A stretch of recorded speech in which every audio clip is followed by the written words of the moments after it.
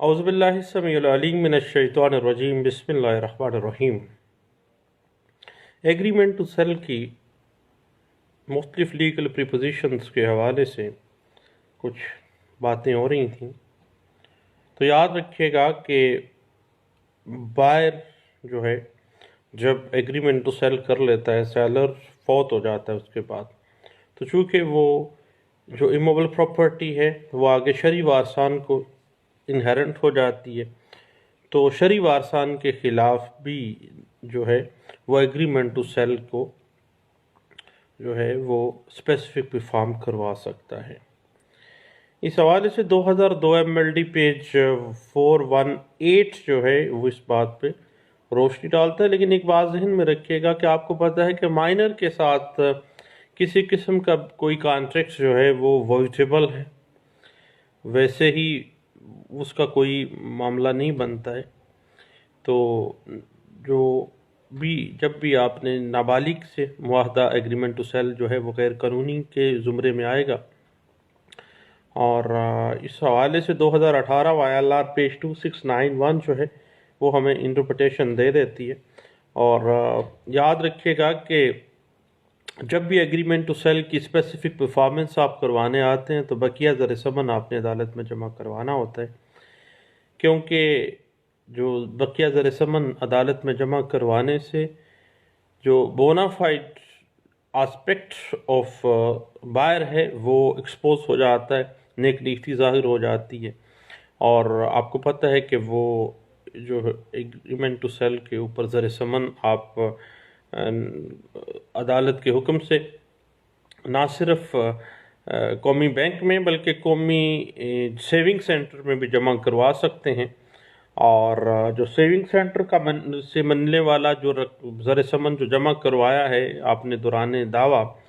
تو اس میں جو منافع ہوگا وہ ہمیشہ سے سیلر کے زمرے میں جائے گا، سیلر اس کا حقدار ہوگا۔ اس حوالے سے 2007 YLR پیج 2479 اور 2019 YLR پیج 223 جو ہے وہ ہمیں انٹرپریٹیشن دے دیتا ہے۔ اسی حوالے سے 2019 YLR پیج 223 جو ہے وہ ابھی لیٹسٹ ججمنٹس ہیں جو کل رات کو ہی میرے نظر سے گزری ہیں۔ تو یاد رکھیے گا کہ کبھی بھی جو ایگریمنٹ ٹو سیل ہے اس کی جو اسپیسیفک پرفارمنس ہے، آپ کو پتہ ہے کہ وہ عدالت کی اپنی ثوابدید کے اوپر ہے، اس کو بطور رائٹ آپ نہیں لے سکتے ہیں اور آپ نے ثابت کرنا ہے، کیونکہ جب یہ ثابت ہو جاتا ہے زر ثمن آپ عدالت میں جمع کروا دیتے ہیں، اور بعد جو سیلر ہے قیمت جائیداد بڑھ جانے اور کرنسی کم ہونے کی صورت میں کچھ کمپنسیشن دینا بھی، یہ بھی ڈسکریشن آف کورٹ ہے، وہ کورٹ دے سکتی ہے۔ اس حوالے سے NLR 1999 اپیل کیسز پیج 88 جو ہے وہ ہمیں کچھ انٹرپریٹیشن دے دیتا ہے۔ اور یاد رکھیے گا کہ سٹیمپ پیپر جو ہے جب کبھی ایگریمنٹ ٹو سیل آپ کے بہاف آپ کی پارٹی کی فیور میں ڈگری ہو جاتا ہے، تو سٹیمپ پیپر جو ہے جو مارکیٹ ویلیو ہوگی 27A سٹیمپ ایکٹ کے مطابق وہ جو ہے اس کے اوپر لگے گا، اور اس کی ایگزیکیوشن پہ جو بھی جب آپ معاہدہ بیع کو ایگزیکیوٹ کروانا ہے تو اس پہ بازاری قیمت کے مطابق لگے گا جو بھی اس وقت ہے۔ جس طرح سے ایک نابالغ شخص کے ساتھ اگر آپ ایگریمنٹ ٹو سیل کرتے ہیں تو وہ غیر قانونی کے زمرے میں آ جاتا ہے، لیکن یاد رکھیے گا کہ کسی پردہ نشین لیڈی اور ضعیف العمر کسی شخص کے ساتھ یا کسی عورت کے ساتھ معاہدہ کے لیے یہ ضروری ہے کہ جب بھی آپ ایگریمنٹ ٹو سیل کریں اس کا نیکسٹ ٹو کن کی موجودگی میں کریں، اور اس ایگریمنٹ ٹو سیل کی تمام پروز اینڈ کانس اور تمام کنڈیشن سے اس کو آگاہ کریں، اور کوئی نہ کوئی اس کا بینیفیشری جو ہے وہاں پہ موجود ہونا چاہیے، ادروائز کل کو وائڈیبلٹی میں ڈالا جائے گا، اور وائڈیبل کانٹریکٹ اگر ہوگا تو آپ نقصان اٹھا لیں گے۔ اس حوالے سے 1999 کی لینڈ مارک ججمنٹ ہے جس میں اس بات کو ڈسکس کیا گیا تھا PLJ 1999 Karachi high court page 839 और PLD 2012 Lahore high court page 125, 2008 SCMR page 1201 में इस बात को इंटरप्रेट किया गया और PLJ 2002 Lahore high court page 1450 में इस बात को इंटरप्रिटेशन इस बात की गई थी। उसके बाद ये जहन में रखिएगा कि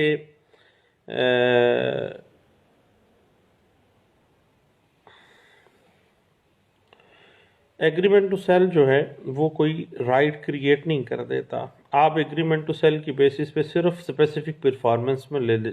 आ सकते हैं और जब तक स्पेसिफिक परफॉर्मेंस के तहत आपके नाम पे बैनामा जो है वो सेल डीड नहीं हो जाती, आप उस वक्त तक मालिक नहीं होते। इस बात को 2015 CLJ पेज 560 और 2019 YLR पेज है 223 के अंदर इस बात को इंटरप्रिटेशन की गई थी। उसके बाद आपको पता है कि डिवैल्यूएशन और इन्फ्लेशन रेट बहुत ज़्यादा है, पैसा डिवैल्यू हो रहा है और कभी भी जो मामला आ जाता है, जब भी कभी पैसे की वापसी देनी पड़ जाए या सेलर के को अगर आपने बकाया रकम देनी है तो फिर प्रॉफिटेबिलिटी जो है उसको भी नज़र रखा जा सकता है। और आपको पहले भी ये बात डिस्कस की है कि time is the essence of contract, और अगर विद इन टाइम आप बकिया रकम नहीं देते हैं, लेकिन याद रखिएगा कि टाइम के अंदर दोनों पार्टीज़ की बाहमी रजामंदी के साथ इसके अंदर फ्लक्चुएशन हो सकती है और जो पार्टीज़ आपस में मिल के बैठ के अगर कोई ऐसा मामला कर लेते हैं और किसी किस्म का कोई जो है फ्लक्चुअलिटी जो है वो आ जाती है, यानी जो भी मियाद मुकर्ररा तय की गई है उसके अंदर लचक दोनों पार्टीज़ के बाहमी रजामंदी के साथ उसमें आ सकती है। इस बात को PLJ 2009 सुप्रीम कोर्ट पेज 118 में और 2009 SCMR पेज 119 में इस बात को बड़े अच्छे अंदाज से डिस्कस किया गया था। उसके बाद बाज़ औक़ात एक बड़ी कॉमन सी चीज़ है कि इकरारनामा मुआहदा बै के अंदर जो है ना वो कब्ज़ा दे दिया जाता है। तो जब भी कभी इकरारनामा मुआहदा बै के अंदर आप कब्ज़ा दे देते हैं, सेलर ने बायर को कब्ज़ा दे दिया है, तो उसको कानूनन तहफ़्फ़ुज़ हासिल है। ख्वाह वो राइट तो क्रिएट नहीं हुआ, कोई मालिक नहीं वो बना, लेकिन कब्ज़ा अगर बाहमी रजामंदी से जो है वो दे दिया गया है तो कानूनन उसे तहफ़्फ़ुज़ हासिल है। इस बात को 2012 CMR पेज 1116 में और 2014 CLC पेज 492 में डिस्कस किया गया था। बाकी कोई भी शख्स जो एग्रीमेंट टू सेल करता है, पैसा ले लेता है, ज़रे बयाना ले लेता है और बाद में मर जाता है, तो उसके वारसान जो हैं वो बाउंड हैं कि वो उस एग्रीमेंट टू सेल उसके बिहाफ पे जो हुआ है उसके पाबंद होंगे।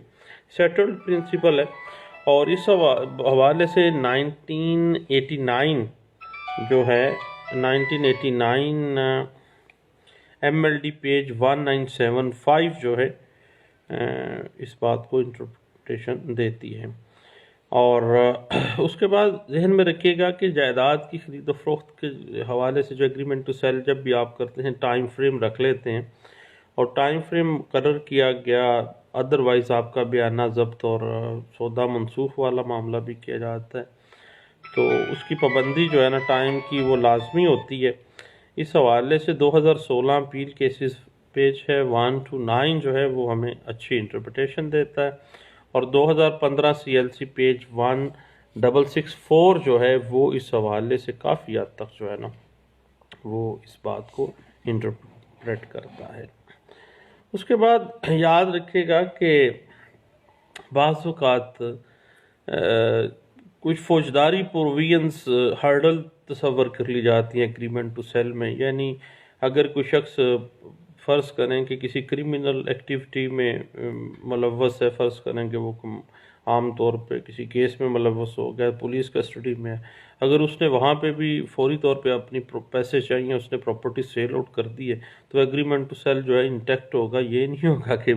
ایگریمنٹ مشکوک ہو گیا ہے۔ اس حوالے سے 2002 CLC پیج 942 جو ہے وہ واضح کر دیتا ہے، اور یہ وضاحت آ جاتی ہے کہ بھئی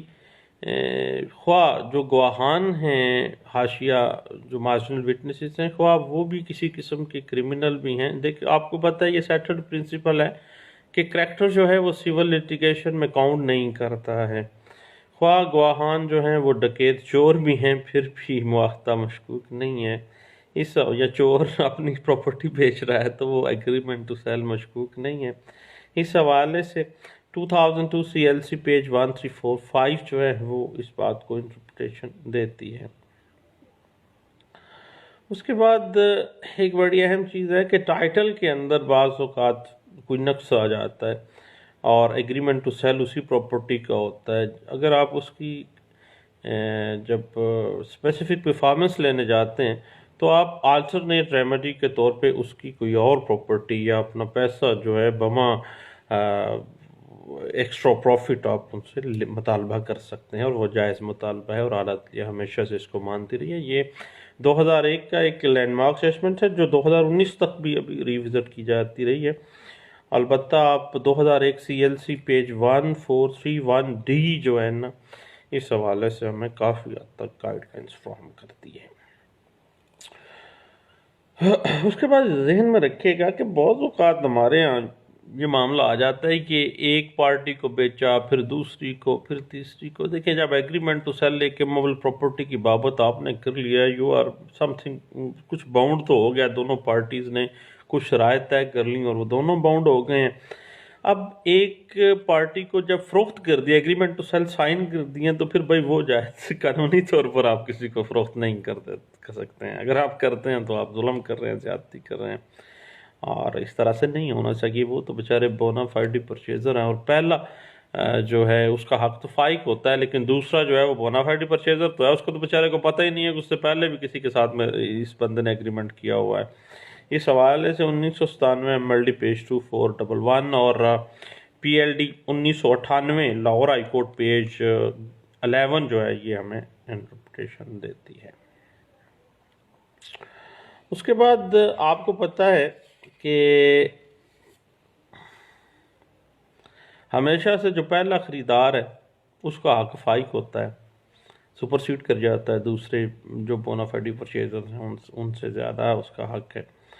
تو اس بات کو 1998 MLD پیج 536 میں بھی انٹرپریٹ کیا گیا تھا۔ اور یاد رکھیے گا کہ جب کسی زرعی زمین کے ایگریمنٹ ٹو سیل ہوا ہے، اور ایگریمنٹ ٹو سیل میں اگر جو ہے قبضہ لکھ دیا گیا ہے، قبضہ دے دیا گیا ہے، اور اس کے بعد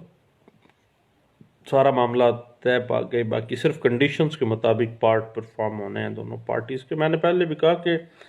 سیکشن 53A جو ٹرانسفر آف پراپرٹی ایکٹ 1882 ہے نا، پارٹ پرفارم کو ڈیل کرتی ہے۔ اس کے حوالے سے ہم کسی دن انشاءاللہ خوب لمبی چوڑی گپ شپ لگائیں گے، کوئی گھنٹے 2 گھنٹے کا میرے پاس نوٹس پڑے ہیں، اس کے کام میں نے ایک کیس میں اس پہ کیا تھا۔ اس حوالے سے اگر آپ دیکھنا چاہیں تو 1998 CLC پیج 724 ہمیں انٹرپریٹیشن دیتی ہے، حتیٰ کہ قبضے کی چونکہ لکھ کے دیا گیا تھا، اس وجہ سے کھڑی فصلوں کے اوپر بھی انجیکشن آرڈر جو ہے وہ جاری کیا گیا تھا، اور وہ ہائی کورٹ نے کہا کہ واقعی ٹھیک جو ہے وہ کیا گیا ہے۔ اس کے بعد جب کبھی بھی یاد رکھیے گا، بعض اوقات ایک بڑی اہم پریپوزیشن ہے، آج بھی میں ایک آفس بیٹھا تو اس کے پاس تو وہاں پہ یہ آ گیا تھا کہ مالک اور کرایہ دار کے درمیان ایجیکٹمنٹ پٹیشن چل رہی تھی، اس میں جواب جب لیو ٹو ڈیفینڈ آئی تو اس میں اس نے کہا کہ بھئی میرا تو اس کے ساتھ ایگریمنٹ ٹو سیل ہوا ہے۔ اب ایگریمنٹ ٹو سیل جب ہوا ہے نا، تو اس ایگریمنٹ ٹو سیل کو وہ پرفارم علیحدہ سے کروائے گا، وہ ایجیکٹمنٹ پٹیشن میں وہ پرفارم نہیں لے سکتا ہے۔ تو جب کبھی بھی مالک اور کرایہ دار کے درمیان اس طرح کا معاملہ آ جائے کہ وہ کہے کہ جی میرا ایگریمنٹ ہوا ہوا ہے کرایہ دار یہ سٹینس لے لے، تو بھئی پہلے وہ ایجیکٹمنٹ کرے نا، تو اس کے بعد پھر وہ دعویٰ تمیل مختص جو ہے نا وہ دائر کرے، اس اسپیسیفک پرفارمنس اس اسپیسیفک کانٹریکٹ کی کروائے۔ دونوں کیسز کو کبھی بھی کنسولیڈیٹ نہیں کیا جا سکتا، کوئی ایسا پر وہ اسپیشل لا کے تحت ہے، یہ اور معاملہ ہے۔ اس حوالے سے 1996 MLD پیج 265 جو ہے یہ ایک سٹل پرنسپل کو انٹرپریٹ کرتا ہے، جو بعد میں بھی ریوزٹ کیا گیا ہے۔ اور بعض اوقات ہم لوگ پتہ کیا کرتے ہیں، پراپرٹی ہے 1 کروڑ روپے کی، ہم اس کو ڈی ویلیو کے مطابق جو ہے نا بہت تھوڑی قیمت، مثلا 1 کروڑ روپے کی پراپرٹی ہے، ہم اقرارنامہ لکھوا لیتے ہیں جی 20 لاکھ روپے کا۔ تو بھائی ذہن رکھیے گا کہ مارکیٹ ویلیو سے کم قیمت میں بھی جو ایگریمنٹ ٹو سیل آپ نے کروایا ہے نا، چونکہ ایگریمنٹ ٹو سیل ایک دونوں پارٹیز کی میوچل کنسینٹ سے ہوا ہے، وہ قطعی صورت غیر قانونی نہیں ہے یا کوئی خطرے والی بات نہیں ہے، نہ جس طرح سے مارکیٹ ویلیو کے مطابق ہوتا ہے اس طرح مارکیٹ ویلیو سے کم بھی ہے تو اسی طرح سے ہی ہوگا، کوئی ایسا معاملہ نہیں ہے۔ اسی کی بنا کے اوپر بھی اسی طرح سے ہی specific performance of that specific agreement to sell جو ہے وہ پرفارم کروایا جا سکتا ہے۔ اور اس بات کو 1993 CLC پیج 2316 میں بھی انٹرپریٹ کیا گیا تھا۔ ہاں بھائی دوستو، ایگریمنٹ ٹو سیل کے ڈیفرنٹ آسپیکٹس کے حوالے سے ہم گپ شپ لگاتے رہیں، اب انشاءاللہ مزید اس پہ کچھ گپ لگائیں گے، اور اس کو specific performance of agreement to sell کے جو ٹیکنیکلٹیز ہمیں فیس کرنی پڑتی ہے نا کورٹس کے اندر، اس پہ کچھ بات کریں گے انشاءاللہ۔ دعاؤں میں مجھے یاد رکھیے گا، جی وقفہ بھی ختم ہوا، کچھ ٹائم گزر گیا ہے، انشاءاللہ دوبارہ ملتے ہیں کچھ دیر کے بعد انشاءاللہ۔ تھینک یو، اللہ حافظ۔